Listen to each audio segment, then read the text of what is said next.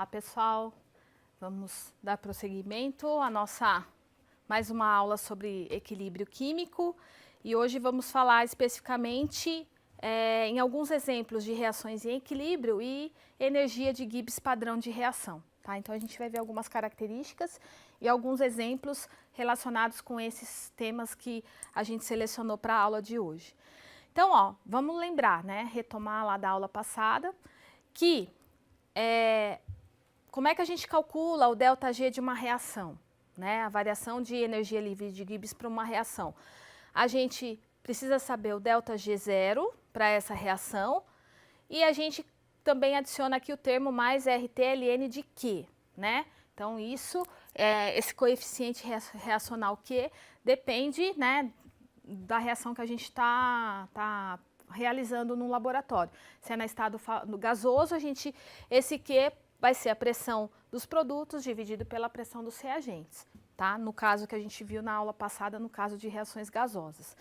E aí vem, né, que o coeficiente reacional é exatamente a pressão parcial, né, dos produtos elevados aos seus coeficientes estequiométricos dividido pela pressão dos reagentes elevados aos seus coeficientes estequiométricos, tá? E então a gente tem que o coeficiente reacional vai ser um produtório das pressões dos produtos dividido pelo produtório das pressões dos reagentes. Tudo isso, né, levando em consideração os seus coeficientes estequiométricos. E aí, outra forma é que a gente pode calcular o ΔG de reação. Então, a gente pode calcular o ΔG de reação por essa equação. E a gente pode calcular o ΔG de reação, o ΔG0 no caso, a partir dos dados de ΔG0 de formação dos produtos, menos o somatório do ΔG0 de formação dos reagentes. Tá? Então, para calcular o ΔG da reação, eu preciso do ΔG0, que eu calculo por aqui, a constante vezes a temperatura vezes o meu coeficiente reacional, que pode ser obtido a partir, se é uma reação gasosa, a partir das pressões parciais dos gases, tá? Vamos ver alguns exemplos, né, para vocês se situarem um pouco melhor. A gente tem, para quantidades molares, a energia de Gibbs padrão de reação para a seguinte reação a 25 graus Celsius é igual a menos 457,14 kJ, tá? Então, ó, a gente tem a reação do hidrogênio com o oxigênio produzindo água, né? Então, para essa reação a 25 graus Celsius, a energia de Gibbs padrão de reação é menos 457,14 kJ, tá? Aí, o que a gente observa para esse sistema? Que a pressão do H2 é igual a 0,775 bar, a pressão do O2 é 2,28 bar e a pressão da água é 0,556 bar. Aí ele quer saber o que? O ΔG da reação, tá? Então, e a gente vai usar 1 bar como pressão padrão. Então, como é que a gente calcula a variação de energia livre de Gibbs para essa reação? Foi dado para a gente o ΔG0 e as pressões de cada um dos componentes dessa reação. Então, olha só, primeira etapa, vamos calcular o coeficiente reacional, o Q. O que é o Q? É a pressão dos produtos dividido pela pressão dos reagentes, certo? Quem são os produtos? Só temos a água. Então, vai ser a pressão da água dividido pela pressão padrão, que foi dado aqui, que é igual a 1, só que elevado ao coeficiente estequiométrico. Então, no caso da água, 2. Então, vai ser a pressão parcial da água dividido pela pressão padrão, que é 1, elevado ao quadrado, dividido pelos reagentes. Quem são? Pressão de hidrogênio ao quadrado e a pressão do oxigênio, né? O coeficiente é 1 aqui. Então, se a gente substituir os valores que foram dados, olha, pressão da água, 0,556, pressão do H2, 0,775 ao quadrado, e a pressão do O2, que é 2,88 bar. Então, fazendo essa continha, a gente acha o valor de Q igual a 0,179, tá? Então, a gente já sabe o valor de Q, Então, agora a gente substitui na equação geral que calcula o ΔG de reação. Qual é essa reação? Lembra? É ΔG0 mais RT ln de Q, tá? Então, olha só, ΔG ele deu, ΔG0, tá?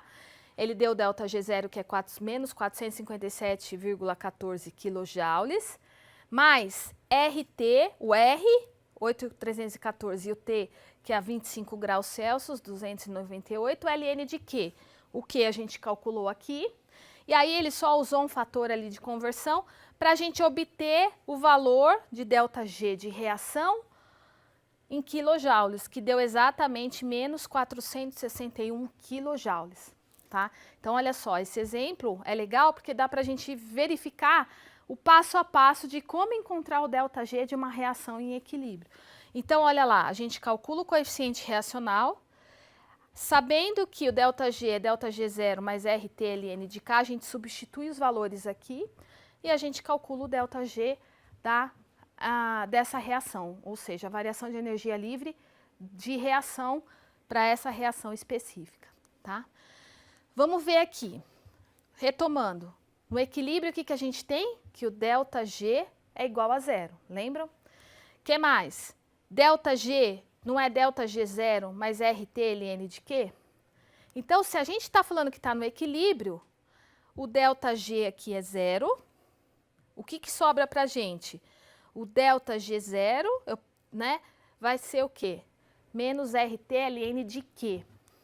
Mas no equilíbrio, lembram que a gente chama, em vez de Q, a gente chama de K, que é a nossa constante de equilíbrio. Então, só, né, agora unindo todos os conceitos que a gente viu, então a gente pode chegar na equação que ΔG0 é menos RT ln de K. Ou deixar um menos aqui na frente do ΔG. A gente encontra mais a equação ΔG0 é igual a menos RT ln de K, tá?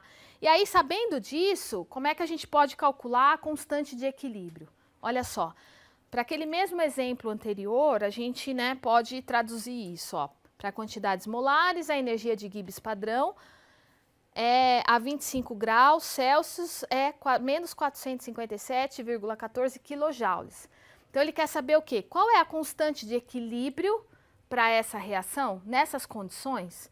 Então, olha lá, a nossa, né, mesma equação, a nossa mesma reação, hidrogênio mais oxigênio formando água, tá? Então, a gente usa o valor de ΔG0, né, que foi dado. E aí, a gente, sabendo ΔG0, sabendo a temperatura e a constante, a gente calcula quem? O K, a nossa constante de equilíbrio, tá? Então, substituindo aqui os valores, 298, 8,314, e aqui o ΔG0 de menos, o ΔG0 calculado anteriormente, a nossa constante de equilíbrio vai dar 1,3 vezes 10 a 80, elevado a 80. O que isso quer dizer? Né? Que é um valor muito alto para essa constante. Então, se a gente lembrar que a definição de constante de equilíbrio é o quê? Produtos, quantidade de produtos sobre reagentes. E aí, se esse valor é um valor muito, muito alto, é porque a quantidade de produto é muito alta. Então, se a gente traduzir esse número, se a gente, né, conseguir achar um significado para esse número, a gente traduz como que há uma grande quantidade de produto e uma quantidade muito pequena de reagentes quando a reação atinge o equilíbrio, tá? Então, isso é uma forma da gente analisar o ponto de equilíbrio, o que está acontecendo no ponto de equilíbrio, a partir da magnitude do valor da constante de equilíbrio, tá? Um outro exemplo de cálculo, né, para vocês irem se habituando com isso. A gente tem a seguinte reação, H+, mais OH- formando H2O. E aí a gente tem os seguintes dados, ó, ΔH de formação e entropia, tanto para os reagentes quanto para o produto, tá? Aí o problema quer saber o quê? Calcule a constante de equilíbrio para essa reação com esses dados. Então, o que a gente tem? Entalpia e a gente tem entropia, tanto para reagentes quanto para produtos. Como é que a gente pode fazer isso? Ó, lembrando que o ΔH não é produtos menos reagentes? Então, a gente vai fazer o quê? O somatório do ΔH dos produtos menos o somatório do ΔH dos reagentes. Então, se a gente olhar aqui na tabela, vai ser o ΔH do produto menos o ΔH dos reagentes, certo? Então, se a gente substituir esses valores aqui, a gente chega num valor de ΔH de menos 55,8 kJ por mol, tá? E o ΔS? Qual que é a variação de entropia para essa reação? É a mesma coisa, é produto menos reagentes. Então, se a gente olhar na tabelinha, qual é a entropia dos produtos? 70. Menos a entropia dos reagentes. Aqui, menos a entropia do reagente. Então, fazendo essa conta, a gente tem que o ΔS é igual a 80,8 Joule Kelvin mol, por Kelvin mol. Então, isso é um outro tipo de cálculo que vocês podem observar em exercícios que relacionam termodinâmica com equilíbrio químico. Então, olha só, você calculou o ΔH da reação e você calculou o ΔS da reação. E agora, como é que você calcula o ΔG? Lembra que ΔG0 é igual ΔH0 menos T∆S, né? Uma outra relação que a gente já viu em aulas passadas.